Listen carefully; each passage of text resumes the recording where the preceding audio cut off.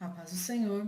Hoje estaremos estudando a lição 6 da nossa revista de Escola Bíblica Dominical do segundo semestre de 2020, que trata sobre a igreja eleita, redimida pelo sangue de Cristo e selada com o Espírito Santo da promessa.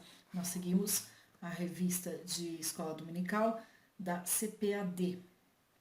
Meu nome é Janaína Botti e eu congrego na Igreja Assembleia de Deus Ministério do Belém, aqui em São José dos Campos. A lição 6, a lição de hoje, fala sobre a condição dos gentios sem Deus. E eu te convido a pegar a sua Bíblia e nos acompanhar nos breves comentários que estaremos fazendo sobre essa lição. O objetivo não é esgotar o assunto, mas destacar aquilo que chamou a nossa atenção e que consideramos como os pontos mais importantes nessa lição. O textual está em Efésios 2:11. Portanto, lembrai-vos de que vós, noutro tempo, eres gentios na carne, e chamados incircuncisão, pelos que na carne se chamam circuncisão, feita pela mão dos homens. Na verdade prática, outrora sem Deus, por meio de Cristo, os gentios tornaram-se descendência de Abraão e herdeiros das promessas. A nossa leitura em classe está em Efésios 2, versículos 11 e 12, e Romanos capítulo 4, versículos 12 a 14. Nessa lição, então, estaremos estudando a condição que os gentios estavam antes de aceitar Jesus. O autor de Efésios, o apóstolo Paulo, lembra, como já lemos aqui no versículo 11 do textual, ele lembra aos efésios convertidos a situação em que eles estavam antes, uma situação de privação. Principalmente, aqui ele destaca 5 coisas que não eram acessíveis. 5 coisas que os gentios, os efésios gentios, estavam privados. Que era sem Cristo, separados de Israel, alienados contra a promessa, sem esperança e sem Deus. Então, estudaremos em seguida essas 5 privações, esses 5 itens. Mas antes, vamos entender o que significa esse gentios, que está aqui no título da nossa lição. De uma forma bem resumida, gentios são todos os que não são judeus. Principalmente no Velho Testamento encontramos esses 2 povos, vamos dizer assim, os judeus e os gentios, os não judeus. Vamos voltar um pouquinho então lá no início da Bíblia para nós entendermos um pouco melhor essa questão dos gentios e dos judeus. Lá nos capítulos 1 e 2 de Gênesis, nós estudamos sobre a raça humana, a unidade da raça humana. No capítulo 3, sobre a queda da raça humana. E aí, dos capítulos 6 ao 8 de Gênesis, nós encontramos ali o relato do dilúvio. No capítulo 9 e 10, então, o pós-dilúvio, Deus dando novas orientações para Noé, dando uma nova ordem ali para Noé. E o capítulo 10, a genealogia de Noé. Então, ali no capítulo 10, nós encontramos todas as nações que vieram de Noé, dos seus filhos, e encontramos ali, então, Nimrod. Nimrod capitaneou a construção da Torre de Babel. Então, até ali, era uma língua só. E o que aconteceu? Eles desobedeceram a Deus, se rebelaram contra Deus. Porque no capítulo 9, nós encontramos Deus falando para Noé que era para eles frutificarem, se multiplicarem e povoarem a terra. Mas eles permaneceram ali, naquela região da Mesopotâmia. Não saíram dali. E além de não saírem dali, se rebelaram sob a liderança de Nimrod e quiseram construir, então, a Torre de Babel. Deus interviu na história do ser humano e provocou ali a confusão das línguas como forma de obrigar que se espalhasse. No entanto, todas as nações que estavam ali, todos os povos ali haviam se rebelado contra Deus. E não poderia, então, Jesus vir de uma nação rebelde, porque a promessa de Jesus já estava lá em Gênesis, já tinha acontecido lá em Gênesis 3, e o versículo 15. Então, como poderia Jesus vir de uma nação que havia se rebelado contra Deus? Então, o que Deus faz? No capítulo 12, nós encontramos então Abraão e Deus chamando Abraão, tirando Abraão ali da descendência, sim, de Sem, que era de Noé, mas pegando Abraão, tirando da terra dele, mandando que ele fosse rumo a Canaã e fazendo de Abraão, então, uma nova nação. Lá em Isaías 43:1, nós lemos que Deus criou Jacó e formou Israel. Então, Deus começou em Abraão uma nova nação, do zero. Uma nova nação, um povo escolhido para si. Então, a partir dali, nós temos então o povo judeu, antes hebreu, chamados de hebreu, mas esse povo escolhido. E tudo o que não faz parte, ou todos que não fazem parte desse povo judeu, são então os gentios. Isso durante todo o Velho Testamento. No Novo Testamento, a partir de Jesus, nós temos então mais um povo. Então, a partir de Jesus, de acordo com 1 Coríntios 10:32, nós temos então os judeus, os gentios e a igreja. O que é a igreja? Então, a igreja é formada pelos gentios convertidos e os judeus convertidos. E é essa situação de igreja formada por gentios convertidos que nós encontramos aqui em Efésios. Então, Paulo lembrando aos efésios convertidos, dizendo, olha, vocês eram gentios. Lembrem de onde vocês vieram e o que vocês não tinham. Agora vocês têm. É essa a mensagem de Paulo aqui nessa leitura de classe hoje, Efésios 11:12. É essa lembrança que Paulo quer trazer ao falar, lembrai-vos de que vós noutro tempo. Então ele fala ali para os efésios convertidos, para a igreja de Cristo ali em Éfeso. Lembrem-se de onde vocês vieram. E aí dentro disso, vamos então entender um pouquinho o que é essa circuncisão e incircuncisão que Paulo fala aqui no versículo 11. O que é a circuncisão então? É um ato cirúrgico, um pequeno ato cirúrgico, é tratado como um pequeno ato cirúrgico, onde remove-se o prepúcio do órgão sexual masculino. Circuncisão tem a ver com um círculo.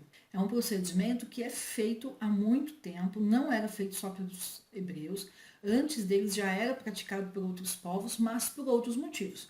Casamento, entrada na puberdade, motivos higiênicos, por diversos motivos. Mas aqui, o povo hebreu, a partir de Gênesis 17, passa a fazer a circuncisão por ordem de Deus.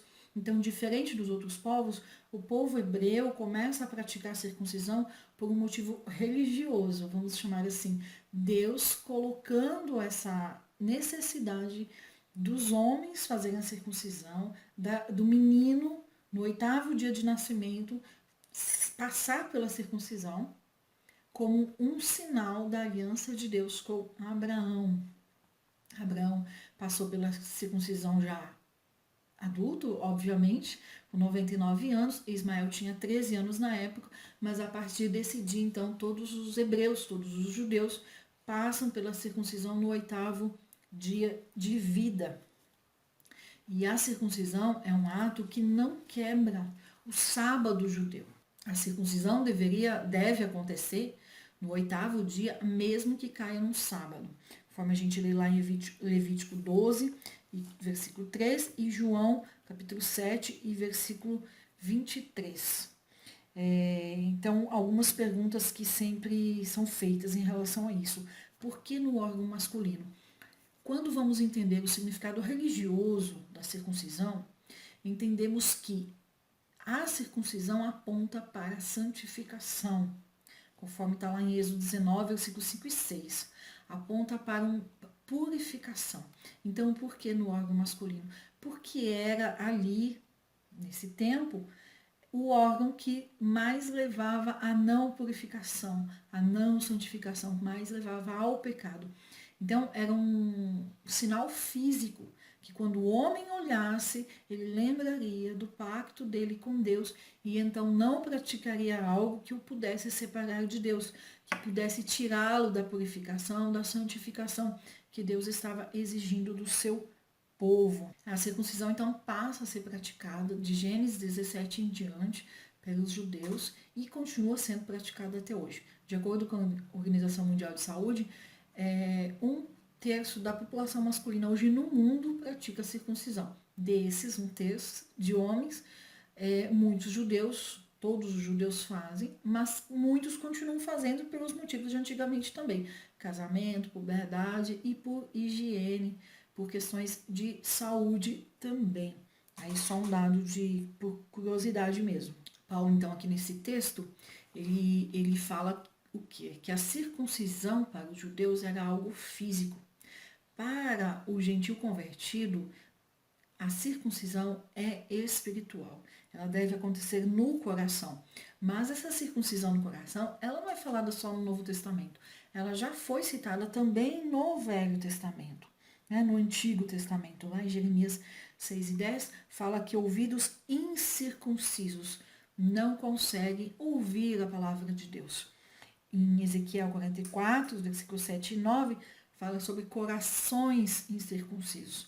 Então, a palavra de Deus já fala em vários locais, Jeremias 4:4, Deuteronômio 30, versículo 6, Levítico 26 e 41, sobre a circuncisão espiritual, circuncisão no coração, essa marca diferente que devemos ter. Enquanto que para os judeus, repetindo, é uma marca física, é um sinal físico que distingue o judeu do gentil. Para o gentil convertido, deve ser uma marca espiritual, que distingue o convertido do não convertido. E Paulo fala aos Gálatas, no capítulo 6, versículo 15, pois nem a circuncisão é coisa alguma, nem a incircuncisão, mas o ser nova criatura. Então, quando nos convertemos, devemos ter essa marca espiritual de nova criatura, um novo estilo de vida, e isso deve nos distinguir, deve distinguir o convertido do não convertido, o convertido do gentil. Isso que Paulo está trazendo aqui para os Efésios.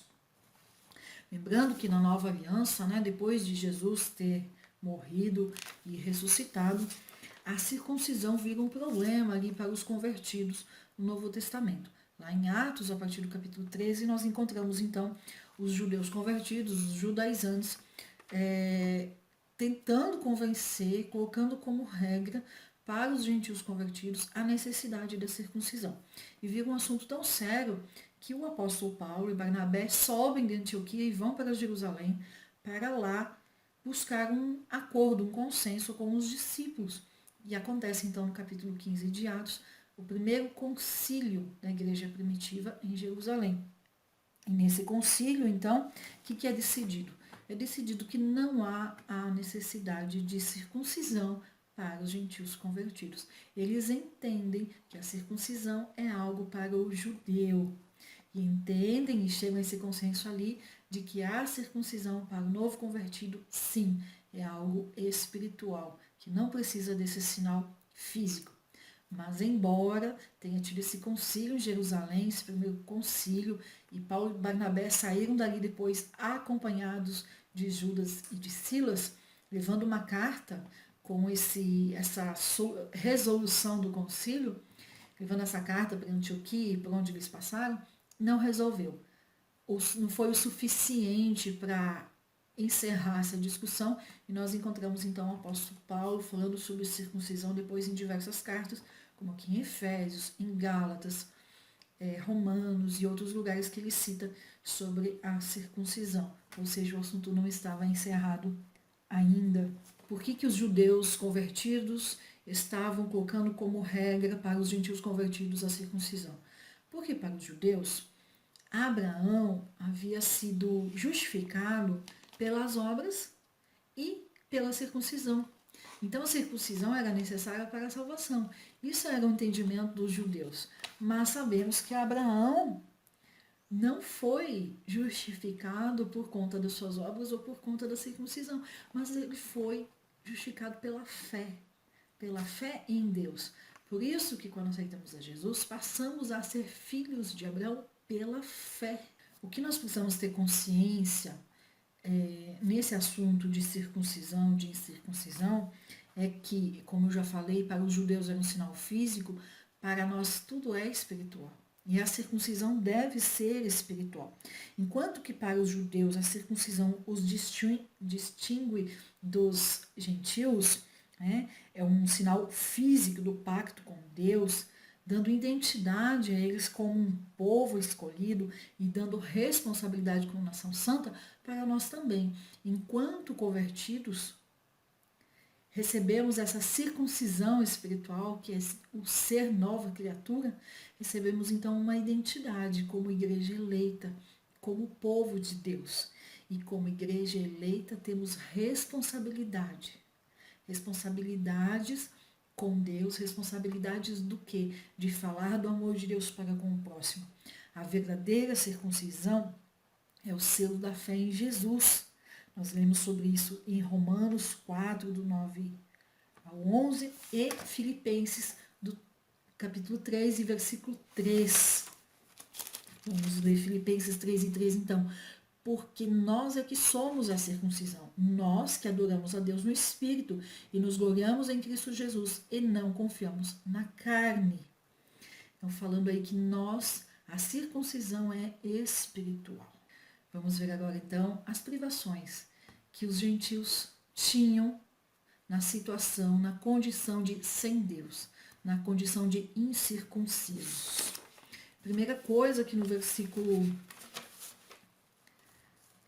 12, estáveis sem Cristo. Então, o povo sem Deus, o gentio sem Deus, ele tem uma vida sem Cristo, separados de Israel e alienados aos pactos das promessas. Sem Cristo, não tinham salvação, não tinha promessa de salvação. Por não conhecerem a Cristo, eles eram ignorantes. Não é nem indiferente no sentido de não querer aceitar, mas ignorantes no sentido de não saber sequer da existência das promessas a respeito de Jesus.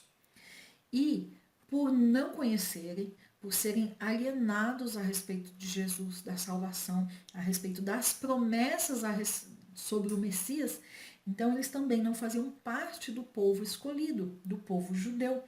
E como não faziam parte do povo escolhido, eles não podiam usufruir dos privilégios da aliança de Deus com Abraão. Quando aceitamos a Jesus, saímos da posição de pecador e Deus nos coloca numa posição de santos, nós passamos então a ser chamados de filhos de Deus, lá em João 1:12. Filhos de Deus por adoção, e por sermos feitos filhos de Deus por adoção, passamos então através de Cristo, por meio de Cristo, a ser descendência de Abraão, pela fé. E aí, por isso, passamos então a usufruir dos privilégios da aliança de Deus com Abraão. Passamos a usufruir, a ter acesso às bênçãos espirituais que nós já falamos lá na lição 2. Se você não assistiu, te convido então a assistir essa lição 2, que fala sobre as bênçãos espirituais que os filhos de Deus têm acesso. Então, por não ter acesso a Cristo, por estar sem Cristo, por estar separado do povo escolhido, do povo de Israel, então éramos também, os gentios eram também alienados aos pactos das promessas.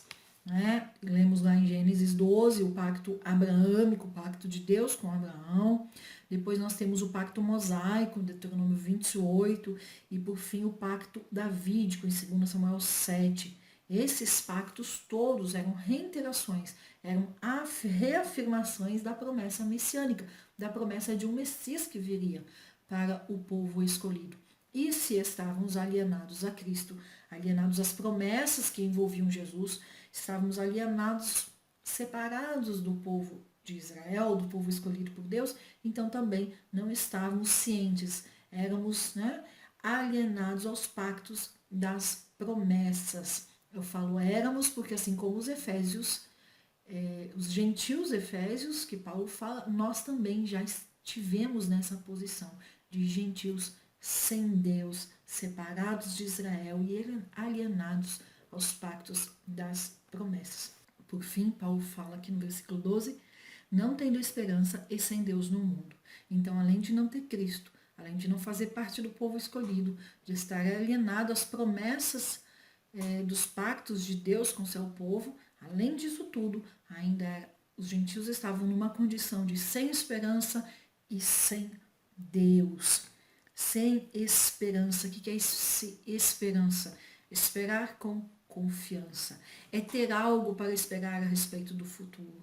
É saber que o futuro não está simplesmente largado, mas que há algo por vir, que tem uma promessa, que tem algo para acontecer. E esperar com confiança por isso. As pessoas que são desprovidas de esperança são pessoas que vivem num mar, numa imensidão de medo, de apavoramento, de incertezas, de falta de paz. Não tem tranquilidade, porque estão ali sufocadas pelo medo. Quem tem medo, quem está sem esperança, não consegue imaginar a vida no pós-morte física, a vida além túmulo, vida depois que acaba o que está aqui na Terra. A pessoa sem esperança ignora as promessas de Deus a respeito da eternidade. Não conseguem ver inclusão na eternidade. Se é quando acreditam, porque na maioria das vezes não acreditam sequer na eternidade. Viver sem esperança é viver uma vida triste, sem perspectiva, sem motivo para continuar.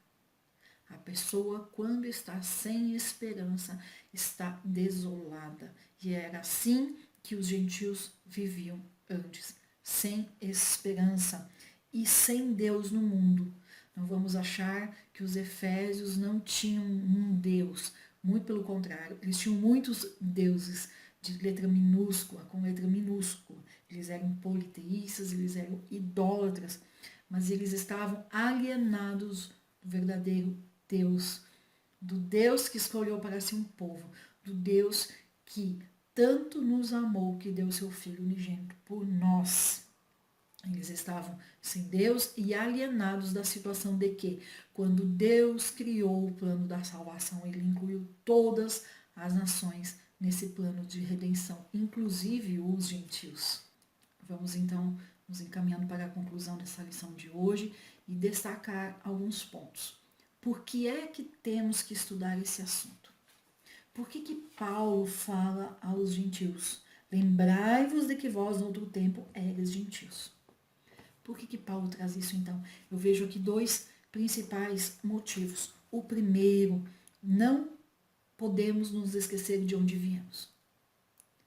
Se nos lembrarmos, como Paulo fala, lembrai-vos de que vós, no outro tempo, eram sem Cristo, separados de Israel, alienados das promessas, sem esperança e sem Deus.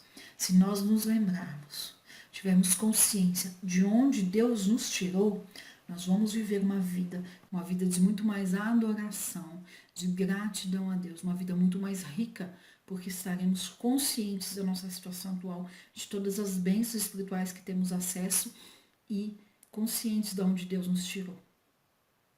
E isso faz com que valorizemos muito mais aquilo que Deus tem nos proporcionado e a salvação que Deus tem nos dado acesso.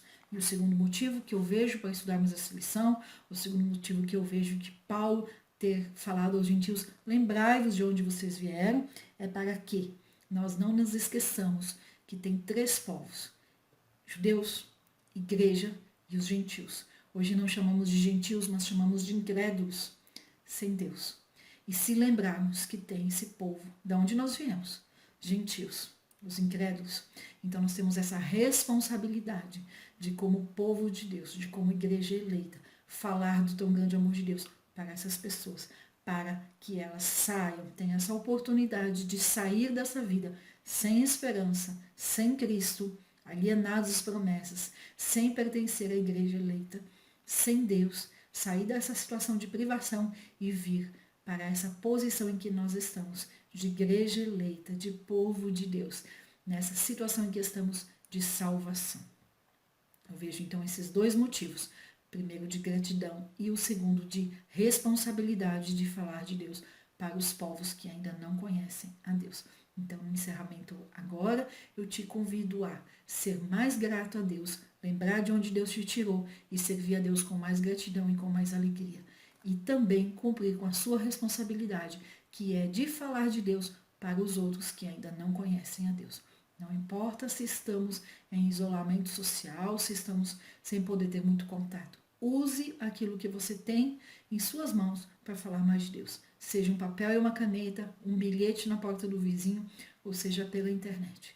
Vamos parar de perder tempo com coisas que não glorificam a Deus nas redes sociais e vamos usar esse espaço que nós temos hoje, a tecnologia que nós temos, para falar do amor de Deus, para falar da salvação através de Jesus para todos os que ainda não têm conhecimento disso. Amém? Eu espero que tenha sido uma bênção essa aula para você e te desejo uma excelente semana na presença de Deus. Deus abençoe.